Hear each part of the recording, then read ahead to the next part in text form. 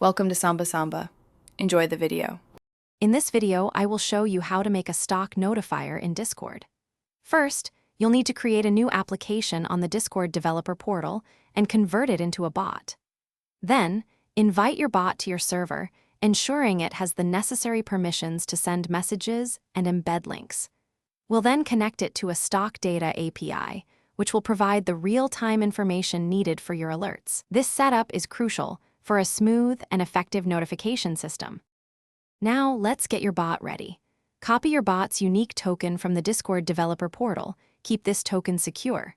Next, select a stock market API. Many free options exist, offering thousands of requests per day.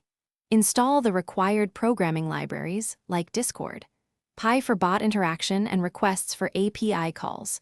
These tools are fundamental for your bot to communicate with both Discord and the stock data provider, ensuring seamless operation. With your bot and API connected, it's time to configure the alerts. You'll write Python code to fetch current stock prices using your chosen API. Then, implement commands allowing users to easily add or remove specific stock tickers they wish to track. Crucially, define price thresholds. For example, if a stock reaches $150, the bot will automatically send a notification. This ensures users receive timely updates on their investments. To enhance your notifier, consider adding advanced features such as daily market summaries or even basic portfolio tracking.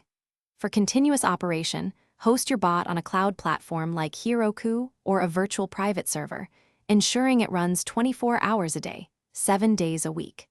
This provides uninterrupted alerts and data.